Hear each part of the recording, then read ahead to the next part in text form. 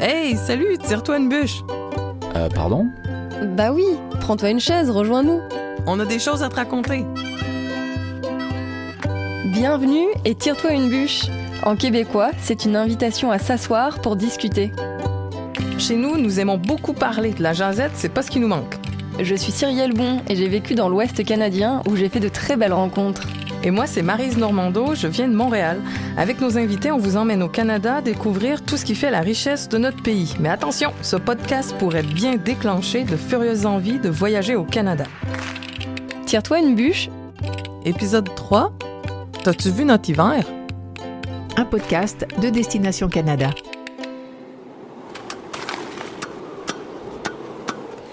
Aujourd'hui, on goûte à la vie hivernale avec les passe-temps dont les Canadiens profitent en cette saison. On vous livre nos endroits coup de cœur l'hiver et toutes les activités dont on peut profiter, comme la motoneige sur laquelle nous emmènera notre invité du jour. Et comme à la fin de chaque épisode, notre ami Jason sera là pour partager la culture autochtone. Toi qui as connu des hivers bien frileux à Montréal, est-ce que tu sais qu'à température égale, le ressenti est en fait plus froid à Paris que chez vous? Exact. Au Canada, on fait attention à la température ressentie, l'humidex, plutôt qu'à la température tout court. Ça tient compte de l'humidité et du vent, si bien qu'il peut faire moins 5 degrés avec un ressenti de moins 10 degrés Celsius. Ah oui, donc il peut faire plus chaud tout en ayant plus froid. Oui, c'est en plein ça. Votre hiver est intriguant quand même. Il faut l'avouer, il nous fait un peu peur. Raconte-nous, comment tu vis l'hiver au Canada? Les Canadiens adorent l'automne à cause des belles couleurs, mais les belles couleurs, ça nous envoie aussi le signal clair que l'hiver est sur le point d'arriver. Donc, on a hâte à chaque changement de saison. Tu m'as bien compris, Cyrielle, on a hâte que l'hiver arrive, mais je vais pas te mentir, dans l'hiver, on voudrait pas que ça dure trop longtemps non plus. Ah oui, alors en mars, vous en pouvez plus. Oui. Par contre, les gens sont toujours surpris quand on parle de la luminosité hivernale. T'as jamais vu un ciel aussi bleu que celui du Canada en hiver. Faire une sortie en raquette quand le temps est clair puis sans nuages, c'est juste magique. Les sons sont comme étouffés par la masse de neige puis l'odeur de la forêt est pas la même qu'en été. Le calme et l'air froid puis sec, il y a pas plus revigorant.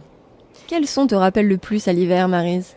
Sans hésiter, les bottes qui font crouch, crouch, crouch dans la neige. C'est tellement l'hiver canadien, ce son-là. On pourrait écouter C'est pas longtemps. Même si, il faut bien l'avouer à nos auditeurs, il ne neige pas partout au Canada. Par exemple, dans l'Ouest canadien, vers Vancouver et Victoria, les températures sont les mêmes qu'à Nantes. Alors il faut monter en altitude pour avoir de la neige. Oui, absolument. Il y en a pour tous les goûts au Canada.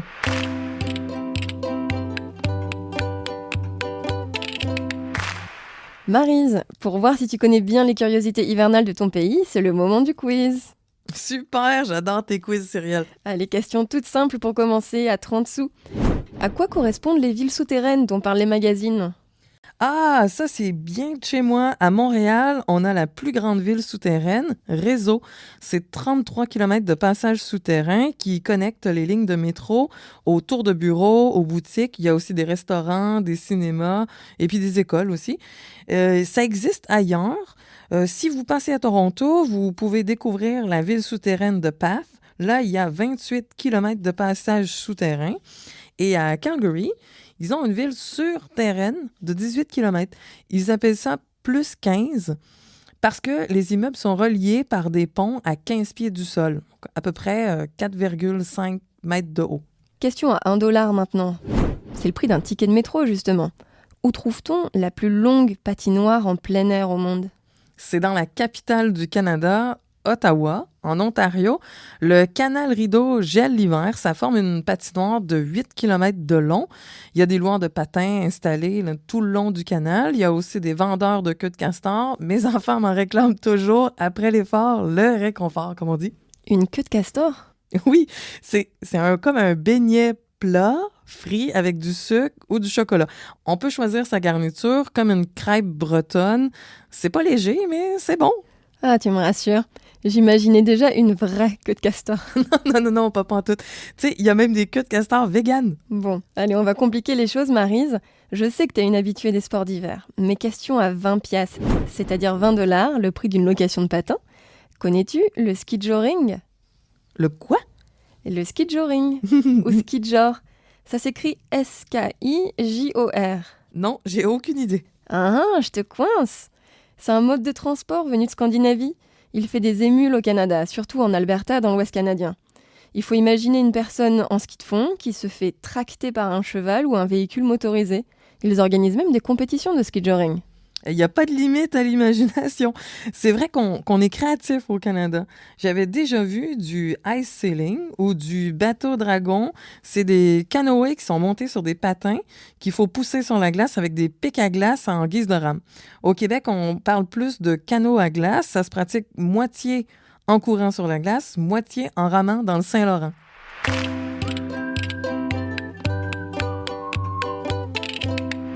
Pour vivre une belle expérience hivernale, si je comprends bien, il faut pas avoir peur du froid.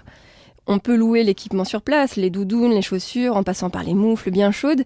Mais quelle activité tu me conseilles d'essayer en hiver ? Ah, la motoneige, c'est plus qu'une activité, c'est un véritable moyen de locomotion quand nos routes sont enneigées l'hiver. Moi, je connais Sébastien, il est guide motoneige pour la pourvoirie Mécousse au Québec. Il est avec nous pour justement partager son quotidien. Salut Sébastien, comment ça va? Ben bonjour tout le monde, ça va très bien et vous? Ça va bien, Ça va, merci. T'es où là exactement en ce moment là? Dans la région des Hautes-Laurentides, dans les Laurentides au Québec, dans le Canada. Présentement, au Canada, au Québec, on a de la neige, les lacs sont gelés. Ce matin, il faisait moins 10 degrés. Est-ce que les parcours de motoneige du Québec, là où tu es, se distinguent d'autres régions au Canada? Ben, écoute, je te dirais qu'il y a quand même beaucoup de sentiers au Canada complètement. Il y a même un sentier qui fait la transcanadienne qui va partir de l'Atlantique jusqu'au Pacifique. C'est certain que le Québec, on fait partie d'une région qu'on a 33 000 kilomètres de sentiers fédérés au Canada. Tu nous parles justement de la transcanadienne, donc c'est un parcours qui va de l'est à l'ouest canadien. Et est-ce que Carrément. Ça met combien de temps pour faire ce parcours? Ben, ce parcours fait 18 000 kilomètres de sentiers d'un bout à l'autre.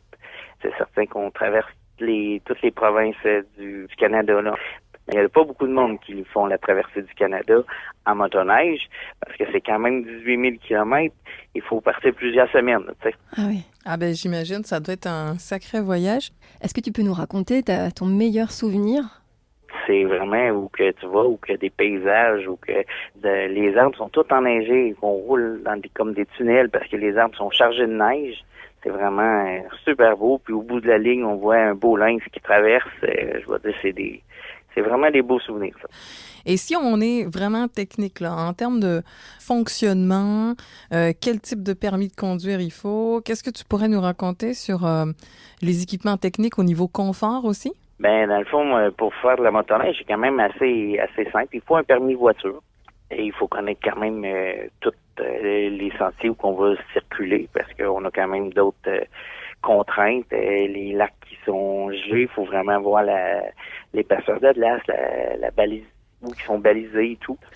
Et Sébastien, on sait que l'hiver au Québec, des fois, c'est pas chaud. J'imagine qu'en motoneige, ça doit être encore plus froid. Qu'est-ce qu'il faut prévoir là comme vêtements pour la motoneige? Des équipements grand froid, là. Que c'est vraiment important d'avoir des vêtements qui respirent bien puis qui sont chauds.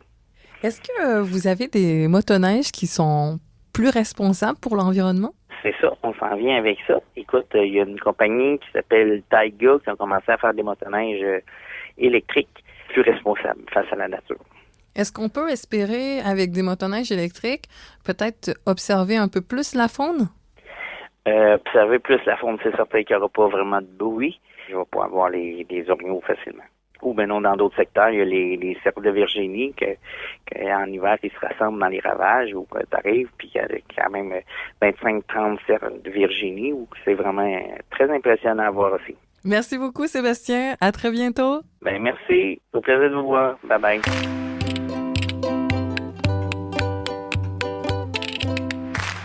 Avec les motoneiges, nous voilà prêtes pour une virée multi-activités au Canada l'hiver. À quoi ressemblerait une journée, Maryse? Par exemple, le matin à 10h, qu'est-ce qu'on peut faire pour commencer? L'hiver, on se laisse tenter par un séjour multi-activités. Chaque jour, on peut varier les plaisirs entre la motoneige, puis les raquettes, le ski de fond, la pêche blanche, le traîneau à chien, le patin à glace. Et en plus, maintenant, il y a le fat bike. Avec les grosses roues, on peut pédaler à l'aise sur n'importe quel genre de neige. Ça creuse ces activités. À midi, qu'est-ce que tu nous conseilles? Manger un bout dans un endroit où il y a de l'ambiance. Il y a tellement d'événements hivernaux au Canada en janvier-février. Par exemple, la culture en plein air avec le Festival de Montréal en lumière, aussi le Festival de musique électronique Igloo Fest. À Ottawa, il y a le Bal des neiges Winterlude. Et puis, dans la ville de Québec, Il y a le Carnaval de Québec. oui, il fêtera bientôt ses 130 ans. Dans les festivals d'hiver, on a souvent des courses de bateaux dragons, mais on a des sculptures de glace monumentales, des patinoires en plein air, des animations de rue, des parades et des coins pour se réchauffer avec des braseros et des stands de chocolat chaud un peu partout. On y passerait la journée en fait. Et après toutes ces activités, on peut se prélasser en fin d'après-midi vers 16h. Les plus chanceux ont un jacuzzi dans leur jardin, on se détend dans le bain bouillonnant chaud, puis on se lance des défis comme courir pour se rouler dans la neige ou jusqu'à la rivière dans l'eau froide. Il paraît même que l'hydrothérapie, alternant le chaud et le froid, aiderait à renforcer le système immunitaire et à détendre les muscles. C'est une partie importante de la santé physique et mentale. On a d'ailleurs le plus grand spa en Amérique du Nord vers Ottawa, dans le village de Chelsea, le Nordic Spa Nature. Et puis, on a aussi des concours amusants comme celui des cheveux gelés aux sources thermales de Takini au Yukon. Et pour se dégeler les cheveux le soir, qu'est-ce qu'on peut faire? Autant en hiver, c'est agréable de passer du temps en plein air, autant on est bien quand on rentre. Si tu as la chance d'avoir une cheminée ou un poêle à bois, tout le monde s'installe autour, ça fait 2 cercles, les bottes, puis après, tu as les gens. Je m'y vois bien. J'aurais un petit chocolat chaud, guimauve ou un verre de vin, tiens. Tu devrais essayer notre vin de glace ou de cidre de glace au Canada. On déguste ça en jouant à des jeux de société ou au billard. Puis si la nuit est dégagée, j'adore observer les étoiles ou même dans certaines régions du Canada, les aurores boréales. Avec tout ça, on ne sait plus où donner de la tête. Il y a tellement de possibilités en hiver, comment tu choisirais? Tu peux déjà choisir en fonction de l'endroit que tu visites. Certains lieux se prêtent bien à certaines activités. Je te donne l'exemple de l'Ouest canadien, réputé pour l'héliski et le cat-skiing dans une belle poudreuse. Le cat-skiing, c'est quand une dameuse, donc le snow-cat, vous fait monter en haut de la montagne et vous redescendez hors piste dans une neige préservée. Ils en font beaucoup en Colombie-Britannique, vers Golden et Revelstoke. Et si t'es débutant en ski ou snowboard? Au lieu du hors-piste, il y a moyen de profiter de belles pistes dans les stations de ski. Il y a aussi des parcours de tyroliennes qu'on peut faire en l'hiver et des pistes de luge. Et pour les glissades en tube, c'est un genre de bouée, il y a des nombreuses stations ensoleillées dans l'Ouest canadien au départ de Vancouver et Calgary. Tiens, c'est marrant, c'est les 2 villes canadiennes qui ont accueilli les Jeux olympiques d'hiver. Exact. En février 88, pour les Jeux d'hiver de Calgary en Alberta, les compétitions utilisaient les stations de Banff et Kenmore. On peut encore profiter des installations pour faire du patin à glace ou un tour en bobsleigh. Les équipes canadiennes olympiques ont leur camp d'entraînement sur place. Ça peut être l'occasion de partager la piste avec eux. Puis en février 2010, c'était les Jeux d'hiver de Vancouver, en Colombie-Britannique. Là, ils ont utilisé les stations proches, dont celle de Whistler, qui est la plus grande station de ski au Canada. Et sinon, j'ai entendu parler de sortes de randonnées spéléo dans les canyons de l'Alberta. Il paraît que les rivières se figent et ça crée un monde gelé qu'on peut explorer avec des crampons. Tu connais? Oui, c'est au Johnson Canyon, dans le parc national de Banff, ou au Maling Canyon, près de Jasper. Moi, j'aimerais tellement essayer ça.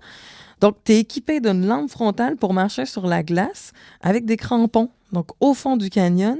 Donc, tu es dans un univers silencieux. Et puis, c'est magique d'observer les reflets de la lumière sur la glace.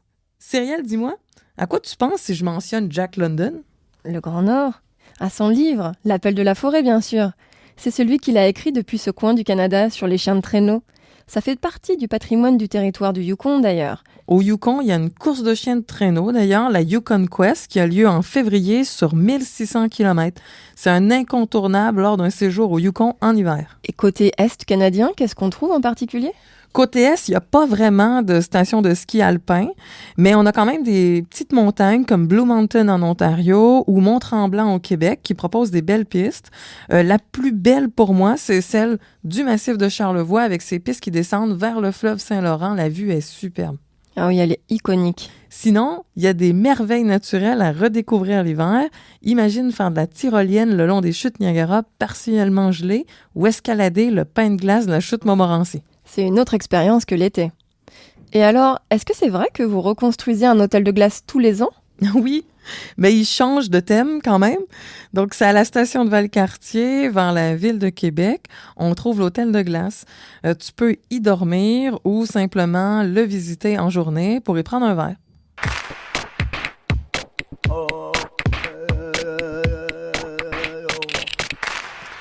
Tu sais, Cyrielle, l'hiver tient une place importante pour les Autochtones.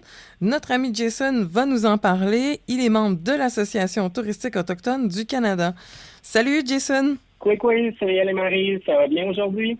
Oui, merci! Jason, on se demandait quelle importance a l'hiver chez les Autochtones canadiens? L'hiver, c'est la saison blanche, c'est la saison où on peut se déplacer librement sur le territoire. Il y a beaucoup moins d'arbres, il y a beaucoup moins d'obstacles à parcourir, donc c'était très facile avec des raquettes de partir à l'aventure et d'aller explorer le territoire. Est-ce qu'il y a des objets que les Autochtones auraient inventés et qu'ils utilisent encore aujourd'hui, l'hiver? Ben oui, évidemment la raquette. On peut encore se targuer en tant qu'Autochtone d'avoir la plus grosse usine de raquettes au monde. C'est des raquettes plutôt portées sur l'aluminium et le plastique pour la simple et bonne raison que c'est beaucoup plus léger, beaucoup plus facile à transporter. Ceci dit, il y a un 10% encore de nos productions de raquettes qui sont des raquettes traditionnelles en babiche, donc qui sont utilisées par les ornithologues, les gens qui font l'observation des animaux, les trappeurs, pour la simple et bonne raison que les raquettes artisanales, en fait, les raquettes de bois, lorsqu'elles tapent sur la neige, c'est un bruit qui est tout à fait normal pour les animaux. Donc, ils n'ont pas peur, tandis que lorsqu'on se promène avec des raquettes d'aluminium, des raquettes de plastique, les animaux nous entendent venir de loin. Et si on pense au peuple inuit, c'est pas eux qui ont inventé les lunettes? Oui, absolument. Le paysage nordique est à couper le souffle. C'est un immense champ de neige. Et le soleil réfléchit tellement que lorsque les Inuits partaient en chien de traîneau, ils étaient aveuglés par le soleil. Donc, ils ont utilisé des os de caribou qu'ils ont formés, en fait, en forme de lunettes et dans lequel ils ont fait une petite ouverture au niveau des yeux, mais une toute petite ouverture, donc ce qui permettait de filtrer le soleil et pouvoir guider pendant le jour en chien de traîneau. Ah, c'est une super adaptation à l'environnement. Et justement, tu nous parles des chiens de traîneau. Alors, on sait qu'il y a différents attelages selon les endroits où on se trouve au Canada. Est-ce que tu peux nous expliquer les raisons de ces différences d'attelage? Oui, en fait, il y a différents attelages parce qu'il y a différents types de neige. Donc, on va choisir le nombre de chiens de traîneau et le type d'attelage en fonction de la qualité de la neige et non en fonction nécessairement du territoire. En hiver, quelles sont les activités ou quels événements permettent de rassembler les communautés autochtones? Donc, c'est un moment, en fait, où on peut se rassembler et faire des cours d'artisanat, où on apprend à faire le perlage, la broderie à poil d'orignal. C'est aussi l'hiver, en fait, qu'on fait beaucoup les repas partage. J'avais lu que le hockey avait des origines autochtones. Est-ce que c'est vrai? Oui, le hockey, en fait, aurait été inventé par les Mi'kmaq, qui vivent surtout dans l'Est du Canada. Merci beaucoup, Jason. C'était très intéressant, comme d'habitude.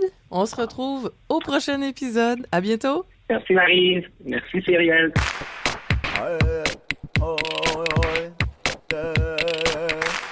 On arrive à la fin de cet épisode. Tire-toi une bûche, c'est fini pour aujourd'hui. Merci pour votre écoute. On espère que cet épisode vous a plu. Si vous voulez en savoir plus, visitez le site de l'Office de tourisme canadien explorercanada.fr. Et pour découvrir les activités en français au Canada, direction corridorcanada.ca. Si vous avez aimé, abonnez-vous à ce podcast et notez-le. Laissez-nous aussi un commentaire sur la plateforme que vous utilisez. Et surtout, parlez-en autour de vous. Merci et à la prochaine!